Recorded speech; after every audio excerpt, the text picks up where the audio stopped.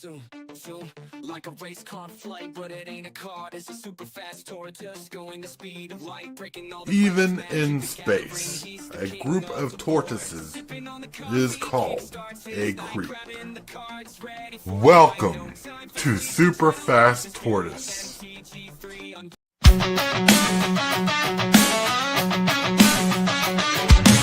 Start the morning with coffee in your cup. Time to hang out with friends and chat it up.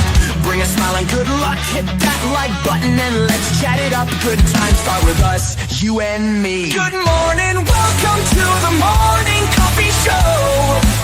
Let's talk from in the shell and share good vibes and good times. Friends and trends that bend the senses. Let's get a bit senseless. Welcome to the morning coffee show, where we bring good vibes and good times. Welcome to the morning coffee show with Super Fast Tortoise. Welcome to the morning coffee show, where we have the flow. Good vibes from head to toe. Good morning, everybody. Welcome to the Super Fast Tortoise Morning Coffee Show. Whoa, whoa, woohoo! Woohoo! We made it! Good Look morning. how far we made it. Look how far we come, my baby. They said we would not make it. Cause Magic, you're still the one. You're still the one that I want. Okay, I had to finish that. I forgot stuck in my head. Oh, all right. How many cups of coffee is that today? probably not enough. Probably not enough. Ooh, had a rough night last night. Can't get into all the details, but man, I was up till 5 a.m. trying to figure things out. But everything is at a lull at the moment. We're gonna hope and pray that it stays at a lull. But now, my friends, it is time to have the show go on. First of all, I don't know if you know this, but in this room right now, there is MTG Hillbilly. Dang, blaggit. That's right. Then we got Tybalt's apprentice wins flawless victory. and we have Time to Rock. We got the TheoneRAYman. Yeah. Well, that's right.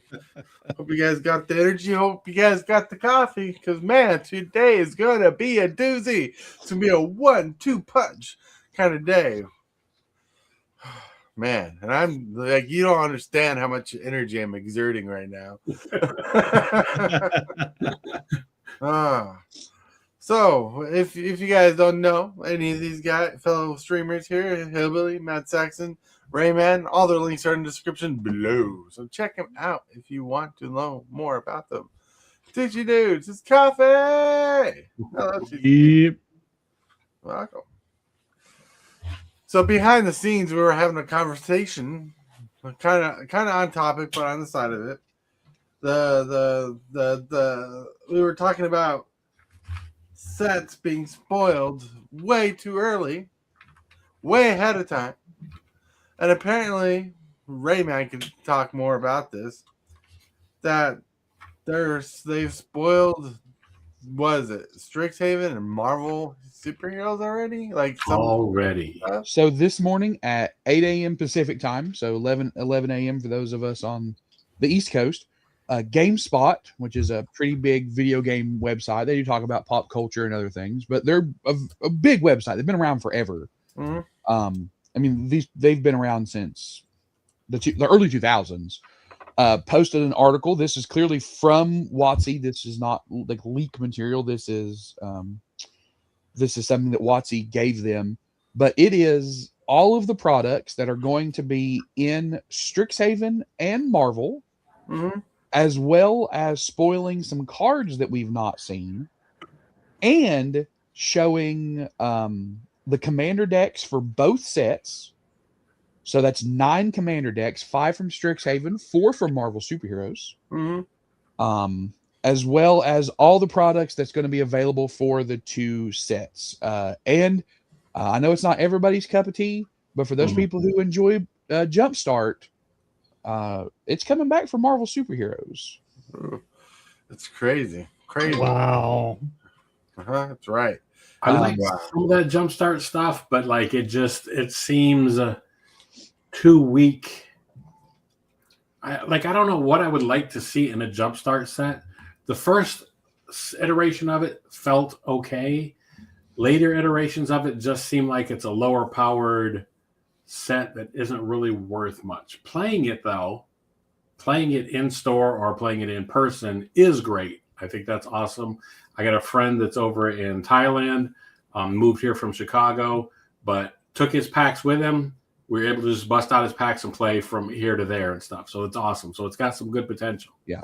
And there are valuable cards in those sets. One of the uncommons from Avatar was only in Jumpstart. So you could not get it from opening booster packs. You could only get it from opening Jumpstart and from opening collector boosters, because there was a foil version of this that was in the collector boosters. As far as power goes, I would say, based on how long the games take, and I've done several of these personally, we've actually done full-blown Jumpstart tournaments at the lounge. It's about as powerful as a draft deck, maybe slightly more, because at least your stuff is very themed. Like if you open one of these, whatever cards are in there is on a theme. Every card in there is part of that theme. Now that theme may not be great, but if you get big green stompy monsters, every card in that set is either going to be a big green stompy monster, a way to make your big green stompy monsters better, or a way to get your big green stompy monsters out faster. Right. Did you do That's to remind us? the recent ones. Jumpstart is designed as an introductory project. Magic always could use new players, and that is a vehicle which that happens. And you can get real cards out of there too. I actually met a friend of mine at another shop because we sat down to play Jumpstart. He'd only played Magic kind of casually, just a little bit, and he sits down and he goes, "Hey, I pulled this out of my pack. Is it any good?" And it's a Shieldred.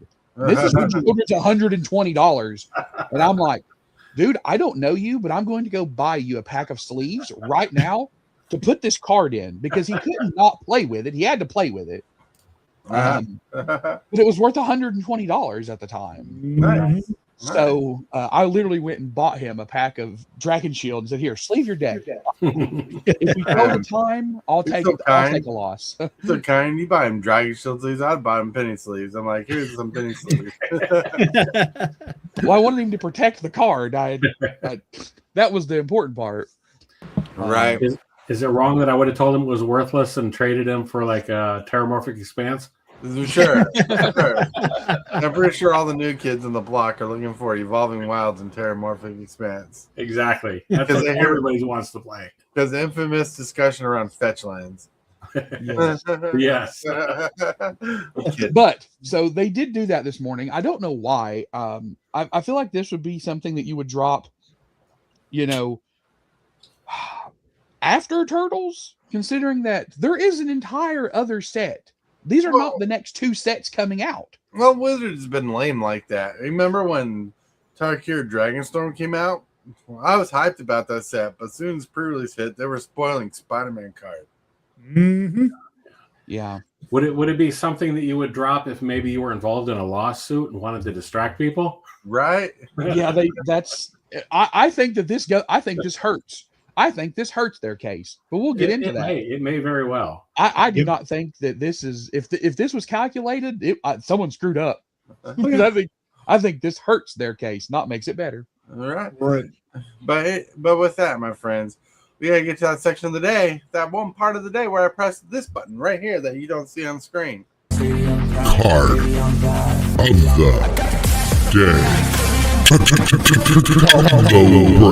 day. Card of the day, shared by TCG Dude, who was a Furion Wild Rose Warrior. Costs 2 generic and a red. It's a 3/3. It's equipped creatures control of haste. Whenever a non-token equipment you control enters, create a token that's a copy of it, except it has this equipment ability to cost 2 less to activate. Sacrifice that token at the beginning of the next end step. Cool. I love this card. I have this. I literally just put this back in my cloud deck 2 days ago. I love this card. It's so good. So good. Yeah, it looks fine. Like I don't know if I want to copy this card or not, but like If you're playing equipment, you do, because like you play a whatchamacallit, a Colossus Oh. hammer, and this Yeah. thing copies it, and then you're just like, oh, now my commander has 2 Colossus hammers until end of turn. right. Yikes. That's pretty good. Crumped. Yes. Crumped. Plus Yeah. hammer for the win. Yeah, this guy's this, and he's a 3/3 for 3, right? So even if you don't have a bunch of big smacky things, he's a 3/3 for 3 that gives all of your equipped creatures haste. So he's worth it, right? He's Definitely goes in the Broken Blade deck. Mhm. Really quick, I want to say hello to Zombie. Zombie. In my head, yeah. What's up? Zombie, I hope the brewing gig is going well for you. Yep. Yeah. Another person we didn't say hi to was the dog Caden. Oh, Dog Caden, I meant to say hi to him. Hey, Dog Caden, what's up? What's up, Yep. guys? Chilling. We're just rocking it out. Rocking it out. Hope you're chilling out with us and hanging out with us for sure. You know, because we love you. We think you're amazing. All right. With that, this card seems legit. Like if I ended up with a copy of that, I'd throw in my dog meat deck. he's cheap too. I think this is a $1.50, $2 card at most, unless his Right. price skyrocketed. Because I got a foil one for pins. Well, it looks like you had a foil one. Now you don't need it. All right. I'm kidding. But yeah, that's pretty cool. That's pretty cool. I like it. It's a pretty sassy card of the day. I love it. And with that, we're going to move on to the picture of the day. The picture of the day. TMT in court contesting for more MTG cartoons.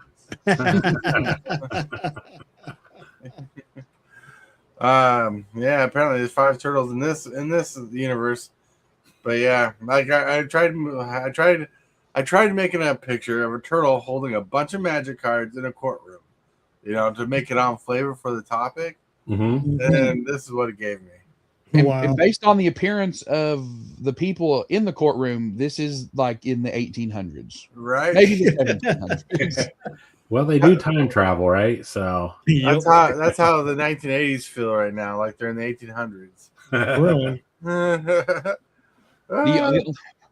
The only thing that could be worse than TMNT 3 is TMNT 4 when they go back and have to do a court case in front of a bunch of justices and wigs. You're right. My brain was trying to do a Law and Order intro thing, you know, like how the show starts. It's like in this area, right? No, but like I couldn't do that. But yeah, but it's just a fun picture. Like more MTG cartoons that could be fun, or you know, like if we got secret layers of our favorite cartoons, I wouldn't be mad about that. Now, if we got a set for every secret layer or for each cartoon, then that would be daunting. Yeah. We don't need a Garfield's full size set. Sure we do. we could do a Calvin and Hobbes set, right? Right. That'd be awesome. Calvin Hobbes. Do a G.I. Joe set. If there was a Calvin and Hobbes Magic set, my dad would play Magic. He is obsessed with Calvin and Hobbes. Calvin Hobbes is great. I love Calvin Hobbes. One of my favorite comics from that era of comicking. All right. But anyways, with that, my friends, we got to get to the next portion of the day. Presented by Discord, we have the question of the day. Question of the day was brought to you by yours truly, and as in fashion of staying up till like 5 in the morning, we got a couple seconds for this video to load. Here we go. Super Fast Tortoise here with the question of the day. The question of the day is, how many sets in a year is too many sets? What is the right amount of sets in a year of Magic? Let's go. All right. 4. The answer is 4. Took the words right out of my mouth. I want to say 6. 6. Maybe 5. 5. 5, maybe 6. 5 at the most. Well, I was thinking if we had a set drop every month, 2 sets, that'd be fine. Because you can imagine they could do block sets every month. Because imagine in the beginning of April you got Tarkir, in the middle of April you got Tarkir Part 2, and at the end of April you got Tarkir Part 3. Then the next month you got Homelands 0.20, you got Homelands 0.30, then Homelands 0.40. Then the next month, if Wizards wants to kill Magic, start doing another Homeland set. There was nothing wrong with Homelands. Homelands was an awesome set. right? I'm joking, of course. I'm joking. But I'm thinking about 3 sets a month seems legit. 3 sets a month? Yeah. Holy crap. I think you meant one every 3 months. No, I was joking about the 3 sets a month. Okay. You Like I was going to say, Wizards obviously got to you and replaced our Super Fast Tortoise with a shell, a company shell. right. Well, because like if you paid attention to the Tarkir comments, at the beginning of the month you got Tarkir the first set, in the middle of the month you got Tarkir the second set, and at the end of the month you got the third set to Tarkir. A block a month, that would be nuts. Yeah, right. Yeah. I'm the exact opposite. I'll give them their Universes Beyond, 2 Universes Beyond a year, and 2 in-universe sets a year, and spread them out nice and far. You know, I'm old and I take my time reading, so it takes me that long to figure out whether the cards are good or not. So I would definitely be for them slowing down. You know, Matt Saxon's that guy that when he was a kid, he read the back of every label of a cereal box. Exactly. There were messages in there. So we've got 7 this year, and we're going to get 8 next year, right? Like this is we're in the low year, and then it's going to alternate, right? Like how can we afford to do 8 sets a year? Well, you can't. And here's what they say. Here's what Rosewater says. Not every set is going to be for every person. If there's a set that's not for you, don't buy it. Yeah. Now, that's really, really easy to say, right? Like, Right. yeah, that's really easy to just put out there. But when you're, especially for people like Hillbilly, right, who is streaming Arena, you can't be skipping sets because people, for better or for worse, people want to see whatever the newest thing is. Yeah. So Hillbilly Yeah. has to keep up, and that's just it sucks. I hate it for. I don't even do it, and I hate it for Hillbilly. right. Yeah. Like I remember when they spoiled the sets for the year, and I just laughed at Hillbilly because he wasn't really like huge in the Commander, and we've had years where we had like 7 sets in a year, but it wasn't all for Standard. No, right. Yeah, and I laughed at Hillbilly and I said, now you know how us Commander players feel when they release 7 sets a year. And it's like, now everything's standard. Now you're going to really feel 7 sets a year. Yes, for sure. And I don't, and just forget about like the wallet aspect of it, because that sucks, right? It's terrible. But I don't trust that Wizards can balance 7 sets a year.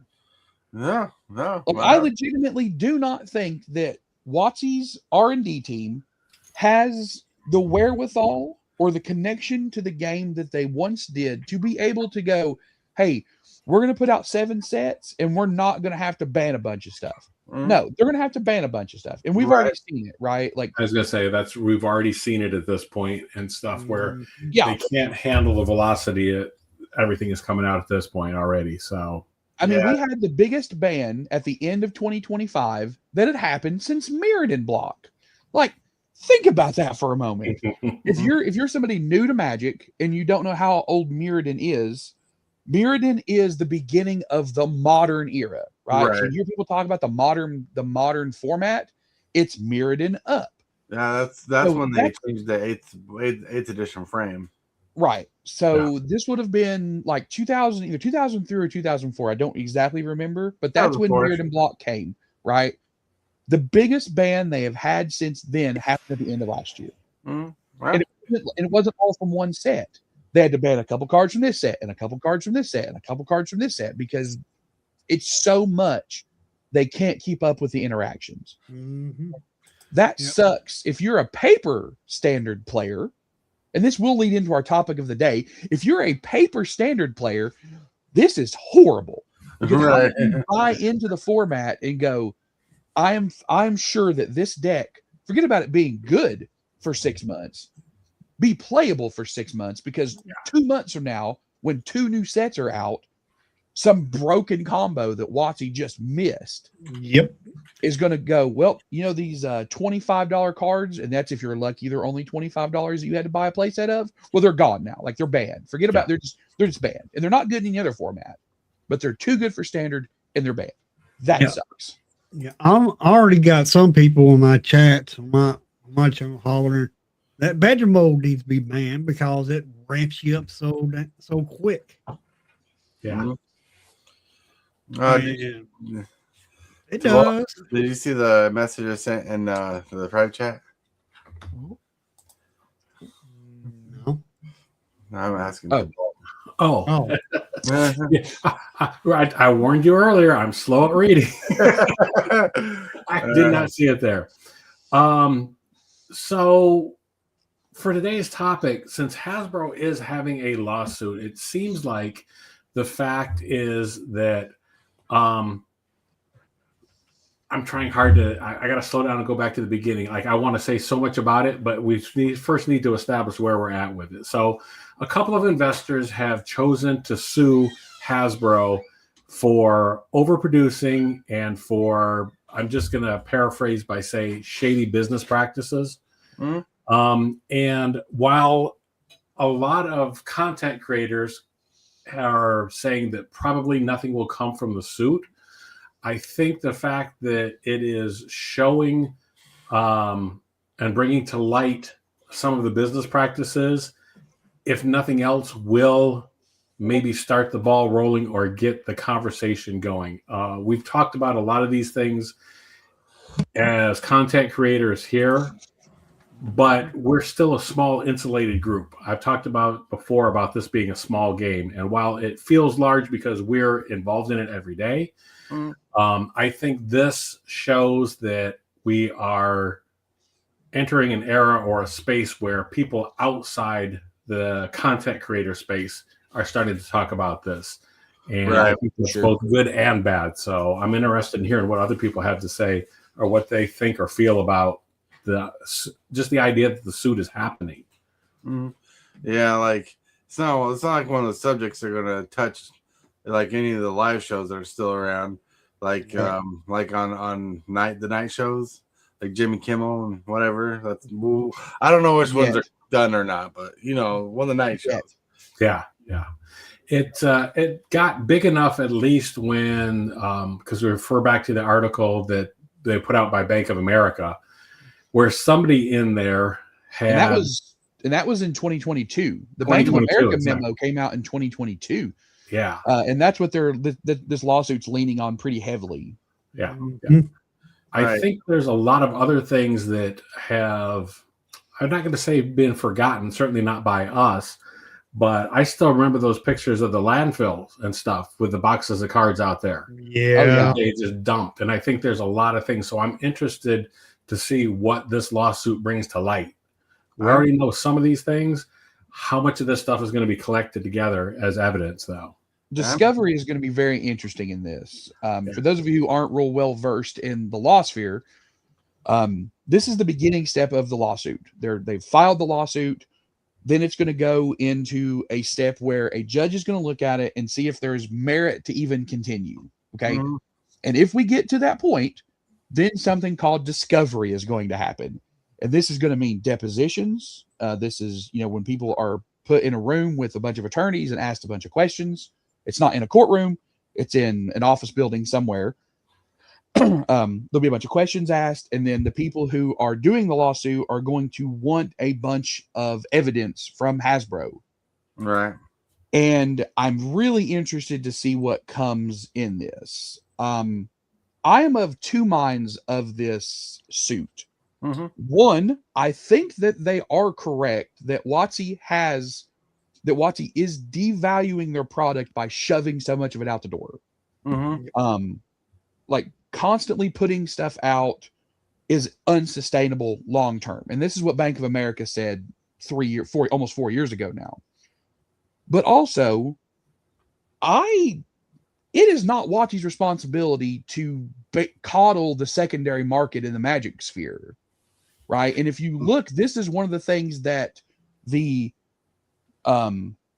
lawsuit is about them tanking the price in the secondary market. Now, look, I don't work for Mr. B's Game Lounge, but I do a lot of stuff there. And they have a TCG player store. And I know Tabalt has a TCG player store. And I know TCG Dude has a TCG store. That said, it's not WotC's responsibility to make sure these cards are super valuable for people to be able to resell. WotC is making a card game that all of us enjoy playing and putting our game pieces on the table that just so happen to also have some monetary value. That's right. Because I remember years ago on another channel, we had this discussion. I'm like, look, it's not WotC's job to make sure the secondary market is flushed with expensive cards. They don't make money off the secondary market. They make money off the product they sell. And they don't even, I don't know how many people know this, but when you walk into your LGS to buy a box or to buy a commander deck, your LGS didn't buy that from WotC. Nope. They bought it from a distributor because WotC doesn't directly sell to stores. Unlike some other game systems, Warhammer 40,000, for example, they have their own warehouses. When you place an order to buy something, if you go and buy one of the brand new boxes that went on pre-sale Saturday, you are buying that from Games Workshop. Right. But and also, Magic is very different. They do all their stuff through distro. So once, and they've already gotten their money out of that. But to clarify something really quick before we get that person that's going to comment. Secret Layers is like the only thing that doesn't go through. Right. Yeah, I was gonna say there's a couple of things, and that's 100% correct. But the fact is, they up to this point have not acknowledged the secondary market because they feel like they can't. But they're kind of caught in a dilemma because it is a trading card game, so it is designed to be traded. So they're, by the nature of the product, there's going to be a secondary market just by the way that it's built. So to not acknowledge that, it puts them in a bad spot, I think. Well, one thing WotC needs to stop doing is stop trying to push us old people out of the game just to get fresh blood. I mean, it's us old people with these gray beards, bald heads. Damn, I look good. Orange mohawks. No Hawks, exactly. but we've carried the game, we've played the game for a long time now. Like, I know my situation's changed where I can't support Wizards of the Coast financially like I used to, but here we are teaching people about the game, and oh my lord, what? No way. Rain Shaker! He didn't exist. He disappeared. What the heck? Welcome back. Cool. Man, I need to make a sound effect for Cane Shaker. Heck yeah. But just for that though, we'll definitely get a sound effect in for him. You're crazy! You are watching Super Fast Tortoise.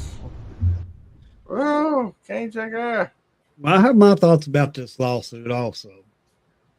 And one thing I want to say is all the products that, 7 sets, 8 sets, I do feel like they are devaluing these sets because they're pushing so much out that people are not being able to get the value out of the cart. Because you make a deck, and this is any deck, standard, commander, or whatever. You build a deck, and then you had to buy those cards and make that deck. Well, by the time you buy those cards and make that deck, boom, here comes another set. Well, there's another card that works in the deck that'll buff that deck up. All right, play that deck maybe once, but then you upgrade that deck again. Then you're constantly in a loop for having to buy cards to upgrade that deck. Well, they're not even giving And- the sets time to sell out. You know what I'm saying? Exactly. Mhm. But like, Exactly. but Rayman, Yes, sir. you said something yesterday about this topic that was interesting. Tell me, what's or who the lawsuit's targeting? The lawsuit is targeting the CEO and I believe the CFO. It might be the COO. I don't remember which one, but they are they are named defendants in this. Mhm. And that is a little unusual. And they always have to name somebody, but they weren't naming underlings. Mhm. They named two people in the suit, and it was the top guy and someone, in the line under him in the flow chart. Right. And it's interesting that they did it that way. And I think they did it that way for shock value. Right. Like you named a CEO in a lawsuit saying you are devaluing your brand, right?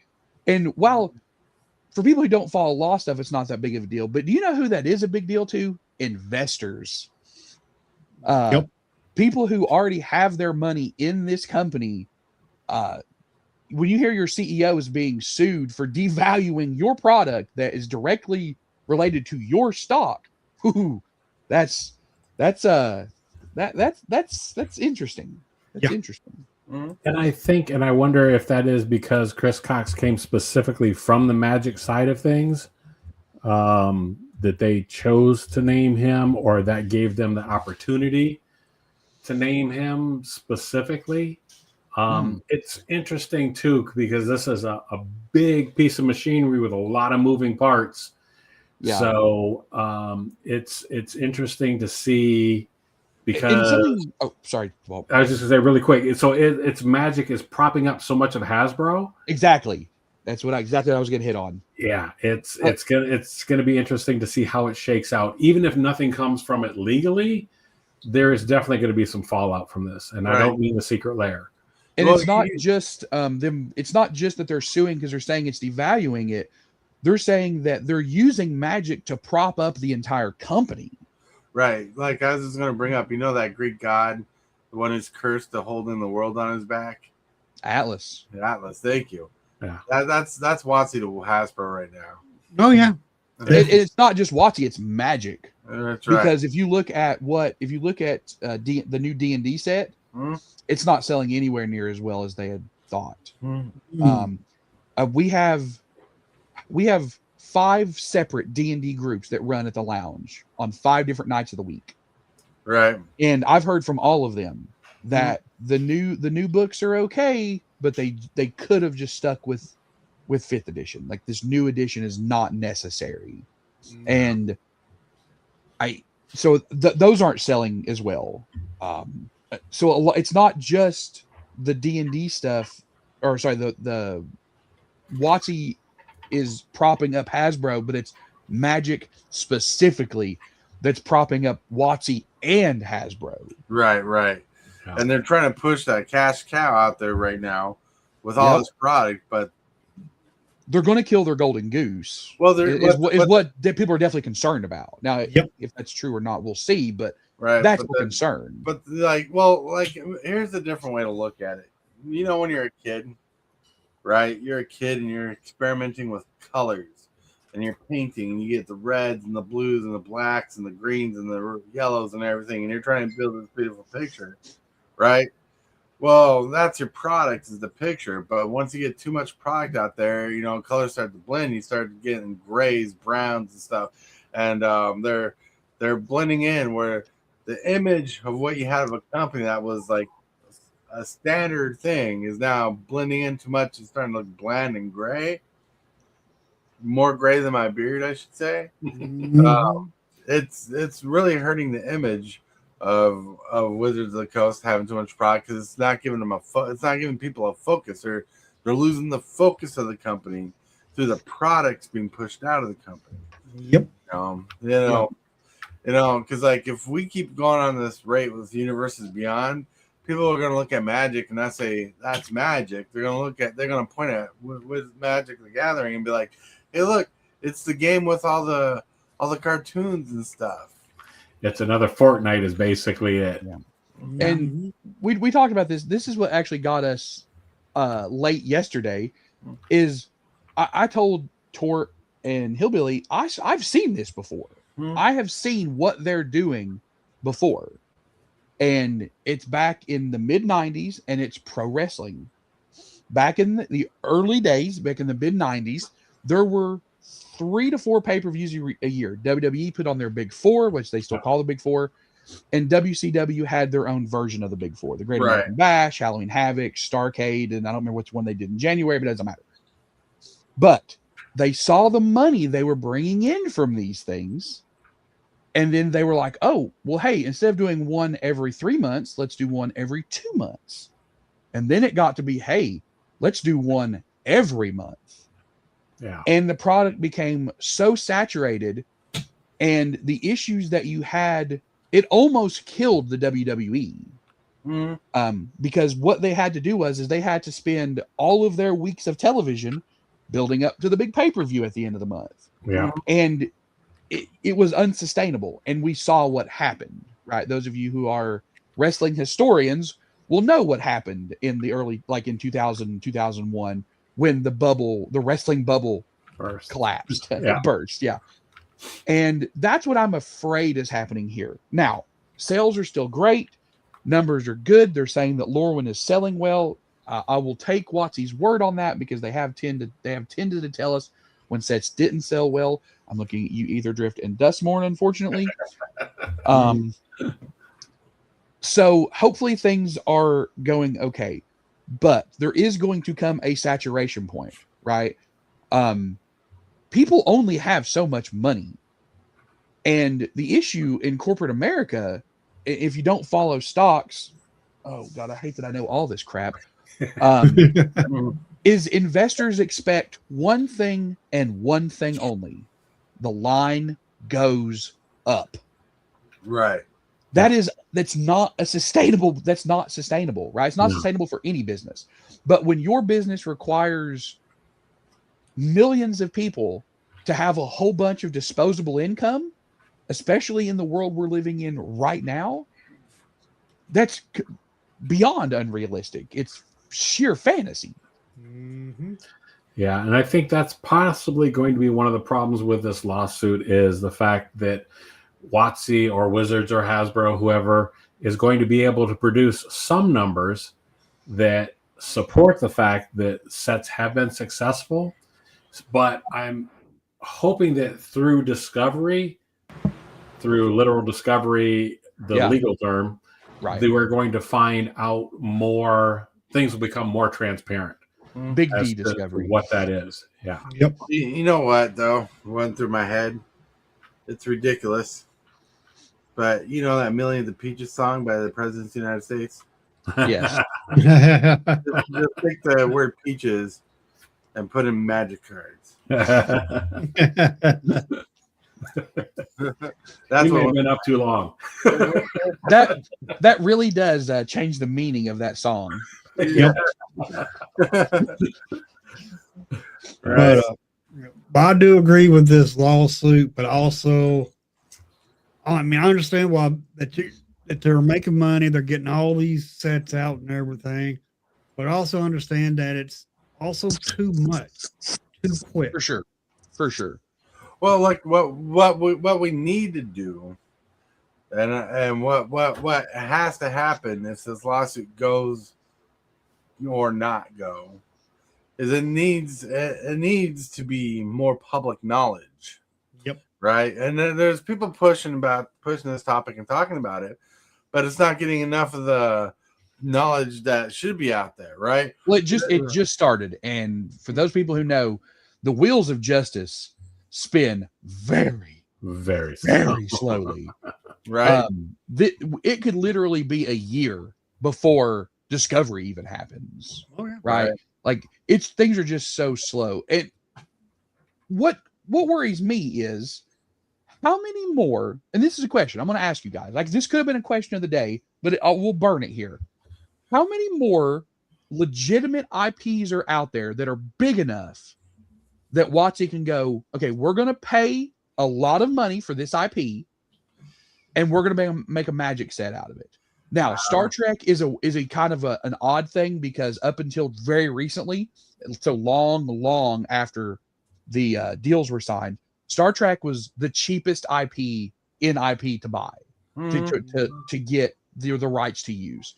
So, but how many more are out there, and how many more are going to be interested in doing Magic, right? Because you could say there's some big animes out there, but all those animes now have their own card games, right? Like physical card games.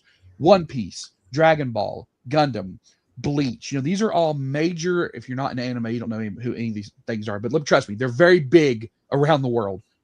But they all have their own card games. Why would they ever let WotC pay them money to put their IP and say, "Oh, I'll just play Magic." Right, instead, because I can still play with Goku. I don't need to play Bandai's game. But how many IPs are big enough that could carry an actual Magic set? So I'm gonna contest one thing you said, not necessarily contest it, but I want to bring up maybe a counterpoint, which is the fact that the amount of money they spend to acquire an IP is not necessarily as much money as they would do for an in-universe set. If they're actually hiring artists, writers, all of those things to support an in-universe set, there might actually be less money spent in acquiring somebody else's IP, and they don't have to stretch the numbers as far to make as much money. I don't know. I'm just bringing that up as a possible consideration, and I'm hoping then that through discovery again, we'll find some of those numbers out. Some of those things will become more transparent. Yep. But which, I mean, so can anybody name one? Like, can anybody name an IP that's actually big enough to carry a Magic set at this point that you honestly think could happen? Again, the anime ones are out. Star Wars is out. Because they have their own card games right now. Now, Marvel had their own card games too. And it's digital only, and so the Marvel card game is digital only, and you cannot use the Marvel cards on Arena. Arena has the in-universe ones, and Stargate isn't even in the realm. There's no Stargate. Stargate's like the fourth big sci-fi universe. Dune would happen before Stargate. Yeah, bro. But if you want to go anime type of IP, you also got G.I. Joe, for example. Absolutely. That would, and that's I agree. I think G.I. Joe would be an interesting set. And that one's in-house, so they wouldn't have to pay for the rights to use that one. Right. Yeah. Well, look, Wizards needs to get creative and start working on some things that are not just IP specific. I mean, the Fallout Secret Lair thing you just did, sure, whatever. If that's your thing, that's your thing. That wasn't my thing, but apparently it went super smooth. I know several people who ordered a bunch yesterday, and they all said they went really smooth. But like, you know, Wizards should start thinking about completing things that already exist. We got cards with dinosaurs on them. We got the Jurassic Park cards, right? Why not do Secret Lair or an IP? Like maybe they can't double dip on Jurassic Park, but what if they made like a full set of staples that are not creatures and put dinosaurs in the artwork so they can fit the theme of decks and do that for other things that they've done? You know, they got turtles coming out in a smaller set too, by the way. Not a big set, but a smaller set. So I think that for this to be sustainable, I think they need to go bigger than that. I think they need to go with something that you said earlier, super fast, is old players like us, they don't need us anymore. They don't want us. They don't need us. We've got our collections. We're not going to be spending at the rate that they want.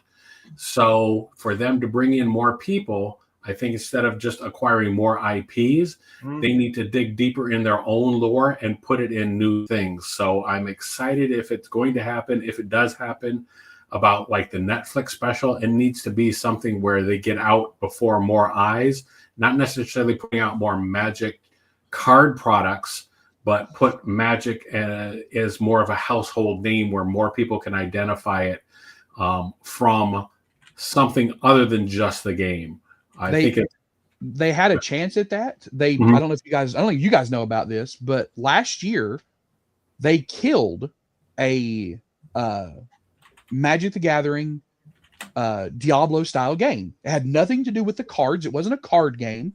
It was a game where you played a planeswalker and you built a character. Again, this has nothing to do with the cards. It was just set in Magic's universe. It was a Diablo style game. So you ran around, you killed things, you got loot, you made your character stronger, you leveled up. It made it into closed beta. I do know someone who was in the closed beta, so I got to sit beside them and what? Oh, were you? Yeah, I was for a brief time. Unfortunately, I got in near the end of it. So like right about the time I was really getting into it, it's like, yeah, this problem is going away now. Yeah, it was really cool. Yeah. It had promise. Let's say that. It had promise. Yeah. Cynical. What's up? This is MTG Legends was made by Cryptic and was trash. Cryptic game. If you were into Diablo style games, it looked fun. Right. I didn't get to play. I wasn't in the beta, but I watched a buddy of mine play it. It looked fun if you were into that style of game. Well, like, let me put a different spin on the idea of it too. Like, not Magic the Gathering, not Legends. But like back in the day, people used to ask if opening packs from Magic was like gambling, and I would say it wasn't. Because, you're buying a product, you're getting a product, and if the value in the pack's not all there for money-wise, right? You're getting the card game pieces. Now they're pushing so much product, and you might buy a pack you don't even know anything about. Then it becomes kind of like gambling, like a lottery ticket, because maybe you are hoping to get something that's worth $7 or more. Exactly. That's a good point. I used to open packs because I was excited to see what was in the pack, not just to go for the rare. Now I just buy packs randomly because I'm hoping to hit something. Wait, I thought you bought packs, connected wires to them to check the sodium level of the cards in the pack. That's what I do now to make them valuable. I do a litmus test on each of them to see. Right. The joke is, Tabot likes to play salty cards. I saw a great meme the other day where somebody brought somebody else an ice cream cone. It's like, oh, salted caramel. How did you know I like that? And it's like, well, because you always end your games with salty scoops. But still, but yeah. So that, like, there's a lot of things they could say in this lawsuit if it goes through.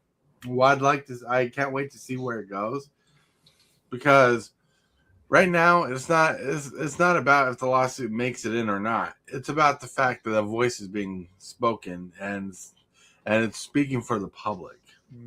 Yep. Like last year when they mentioned all these sets coming out this year, my thing was, is it too many sets or not? I don't know, but we'll see by the amount of people who support it. I read. I'm sorry. Go ahead. I say because Magic is supported by the buyer base, the buyers vote with their wallet. Yep. Yeah. Anyways, go ahead, Hillbilly. I read something that was talking about players are actually upset about having so many drop that's on them now, because you got to be rich to afford all these drops. You can't ever upgrade a deck, because by the time you get it upgraded, you got to upgrade it again. Right. That's why players are kind of mad about it, which I can understand their point of view. TG says players are too busy buying cards, not lawyers. Well, I didn't say they were buying lawyers. I didn't say they weren't buying cards. But like, eventually people get tired of buying cards, so there's people who feel like they have to stay in the now with the cards. And also the shareholders are the only ones that have standing. Like you have to have standing to bring a lawsuit, right? Or Well, okay. You do not have to have standing to bring a lawsuit. You have to have standing to bring a lawsuit and have it not get thrown out in that very first thing that we talked about Right. 20 minutes ago. Right. Before the pre-discovery motions, right? So if someone's going to make a lawsuit, it has to be the shareholders, because if not, it's just going to get thrown out immediately. Right. Yeah. It's cool. It's cool. Yep. We'll get there. It'll probably be just settle out of court. But like, still, the players and buyer base will decide the fate of WotC in the end, right? Even if this thing goes through and it doesn't win or does win, and that's what these people are afraid of, right? Like, these are shareholders. These are people who they don't have their money in Magic cards. They have their money in Magic stock, like actual stock. Right. So if the players are just like, okay, we're fed up with this, then all those shareholders stand to lose a whole bunch of money. Right. It's kind of like gambling for the NFL. Let's just use that because we're heading to the Super Bowl. Go Super Bowl. We got two good teams going this year. But like it's like the gambling system in the Super Bowl. It's to the point where not only is it fundamental where you can make a living off it, like state level and federal levels are taxing the hell out of it because people are making so much money off it. And that's kind of like the shareholders for Magic. They're making money off it, trying to sustain money off it, and they're trying to protect it. Yeah. And unfortunately, those are the people that it serves the most. But now, at this point, we are aligned, or the shareholders that brought the lawsuit are aligned with the player base. Yep. And they're pointing out the fact that, Wizard, or rather Hasbro, does need the player base to succeed. That's right. Yeah, the player base needs to succeed. The buyer base needs to succeed. The people who buy the cards need to succeed. Like, I might not be that person that can buy all the cards all the time, but when I get into a set, I buy the cards from the set. That's what I do. So I vote with my wallet. Hillbilly votes with his wallet. That's why he buys every set. Yeah, I have to digital copies, Right. And that's the worst way to have the cards because you don't really own the cards if it's digital. Yeah. Hello. Which, since I'm an arena player, I have to do that.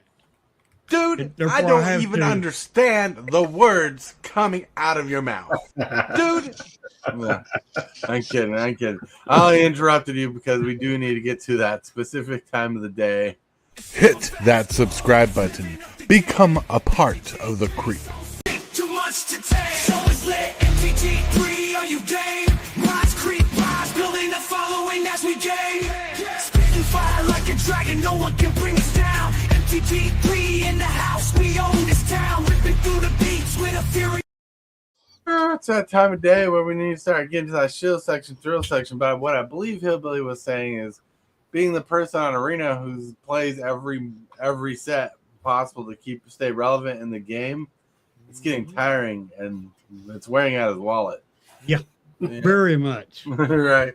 I'm going to assume that it's going to be taxing up here too and stuff. It's a lot to keep track of. There is a physical component and mental component to this also. Mm-hmm. Yeah. Irrelevant, it's going to be tough. It gets me every which way but possible. Right. And doing that, it's crazy. Like, yeah, because like if they did 3 sets a month, he'd be screwed. Yeah. But anyways, my friends, it's been a long, good show. Like it went really well. I loved it. Lulu says we buy cards for the love of the game. That's right. It's the best way to do it. It's the best way to do it. With that, we need to get to the shill section, throw section, and in this case, we're going to start with Michael Mad Saxon Jones. Well, thanks for having me. It's been a pleasure being here. I love to join you guys every time that I can. In the meantime, if you are looking for anything Tybalt's Apprentice or Michael Mad Saxon Jones, you can go to darkritual.site. You can find a blog there. You can find my store there. You can find everything there. So just check that out when you get a chance. Look for me here on YouTube also. Right. That's right. Look for him. There's links in the description below. With that, we're going to get to the TheoneRAYman. Hey guys, thanks for having me on. Thanks everybody who's watching. Unfortunately, I am still not at Mr. B's Game Lounge. I'm probably going to be here all week, but if you're looking for good content, you can check us out on YouTube at Mr. B's Game Lounge. If you're in our area, come check us out. You know, there's always something going on. There's always Commander being played, basically. And then, you know, Friday night we have F&M where we do Commander. So if Commander's your thing for F&M and you don't want to play Standard, we do that. And then on Saturday we do Commander while karaoke's going on. So it's always a good time. So come check us out. And thanks everybody for watching, and see everybody tomorrow. Whoa, with that, thank you. And you can always check out the Rayman's link in the description below as well. With that, we got Billy. Hey, everybody. Today at around 2 o'clock, I'll be doing another arena stream. Just made a new deck. Don't know if it's going to work or not. We're going to try it out this afternoon around 2 o'clock. And tonight, I'm going if my arms still feeling good, then I will be throwing a Commander game. It'll probably be bracket 3. Yeah, sounds good. Check it out. If you're interested in playing, just make sure you're part of the Discord. That's right. Be part of the Discord. You can be part of my Discord or Hillbilly's Discord. Woo. Yep. There's a link in there. But anyways, everybody, Super Fast Tortoise today. I should be doing a mail day today, or probably not a mail day, but probably like a deck tech type thing where I'm going to upgrade a deck today live on stream. That's assuming my nap goes well and I wake up and have enough energy. If you know, you know. If you don't, I'm sorry. I didn't turn on the backlights to my display. But yeah. So I'll try to keep you guys updated and everything. But I want to thank you guys for being here today. Everybody here. And thank you, Hillbilly. I want to say That's Mike. me, just bleh. I want to thank you, Hillbilly, Matt Saxon, and the Rayman for being here today. And everybody in chat, thank you for being here. That new subscriber, you rock. Thank you for subscribing. And I can't wait to see you guys tomorrow morning at 11 a.m. Central Standard Time. And with that, I want to remind you that you're loved. So I'm thinking about you. And if you can, say and or do something positive for someone else today, because you, yes, you, might be the change they need today. I want to thank you, channel subscribers and members, for growing and supporting the channel the way you do, because you know what they say. I don't know what they say. I was trying to do a PBS moment, but I lost it. like you know. Yeah, that's right. The more you know. Let's do that, my friends. Let's get out of here. I want to thank you, channel members of the channel, for supporting this creep the way you do. You are awesome. And you subscribers, everybody that subscribes, you're doing amazing too. Thank you very much for all that you do.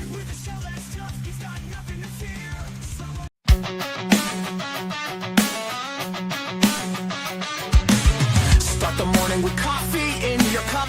Time to hang out with friends and chat it up. Bring a smile and good luck. Hit that like button and let's chat it up. Good times start with us, you and me. Good morning, welcome to the